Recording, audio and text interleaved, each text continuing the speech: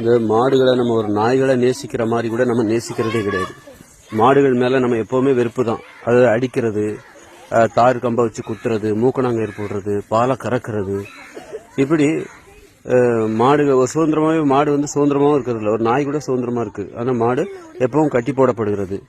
இப்படி மாடுகளை நம்ம எப்பவுமே வந்து ஒரு துன்புறுத்தியே தான் வளர்க்குறோம். அது மேலே நம்ம பாசமே வைக்கக்கூடாதுன்னு நினைக்கிறோம். ஏன்னா அது வியாபார பொருளாக தான் நம்ம பார்க்குறோம். எப்போ நமக்கு கஷ்டம் வந்துச்சுன்னா அதை வித்துடலாம், அல்லது கறி கடைக்கு கூட நம்ம அனுப்பிச்சிடுவோம். இப்போ எவனா ஒருத்தன் கசாப்பு கடைக்காரன் வந்தால் அந்த மாட்டை நம்ம வந்து நல்ல விலைக்கு வித்துருவோம். அந்த அளவுக்கு மாடுகள் மீது நம்ம எப்போவுமே பாசம் வச்சிடக்கூடாதுங்கிற நினைப்பில் தான் நம்ம இருக்கிறோம்.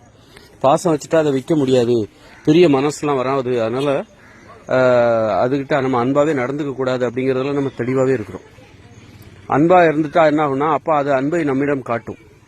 அதோட அன்பு என்னங்கிறது நமக்கு தெரியவே தெரியாது. ஒரு மாடு கூட நம்மளை தேடி ஓடி வரும், நம்ம பக்கத்தில் படுக்கும். இப்படி அந்த அளவுக்கு பாசமாக பழகக்கூடியது தான் மாடு. ஆனால் அதற்கு நாம் வந்து இடமே கொடுக்கறதே கிடையாது. ஏன்னா அப்படியெல்லாம் பாசமாக பழகிட்டா அதை விற்க முடியாது, அதை வந்து தார் கம்பால் எடுத்து குத்த முடியாது, ஏர் விட முடியாது, வண்டிகளில் பூட்டி அந்த வண்டியை ஓட்ட முடியாது. அப்புறம் மாடை வந்து கசாப்பு கடைக்கு விற்க முடியாது, விற்கிறதுக்கு மனசெல்லாம் போயிடும். அப்படின்னு சொல்லிட்டு மாடுகளை எப்பவுமே அன்பு ஒரு வெறுப்போடு தான் நம்ம அதை வளர்க்குறோம், பாசம் இல்லாமல் தான் வளர்க்குறோம்.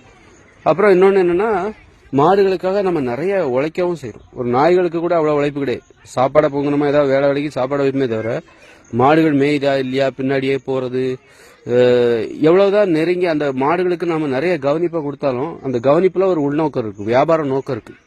உண்மையாக அது வந்து மாடுகளிடம் நாம் காட்டுக்கிற பாசம் கிடையாது. ஒரு நோய் வந்தால் கவனிச்சுக்கிறோம், ஆனால் அது பாசம் கிடையாது, அது வியாபார பொருளாக தான் நம்ம நினைக்கிறோம்.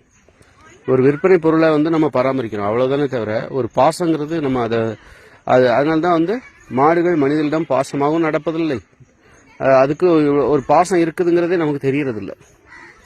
அந்த மாதிரி மாடுகளை ரொம்ப எச்சரிக்கையாக வளர்க்குறாங்க, வெறுப்போடு வளர்க்குறாங்க.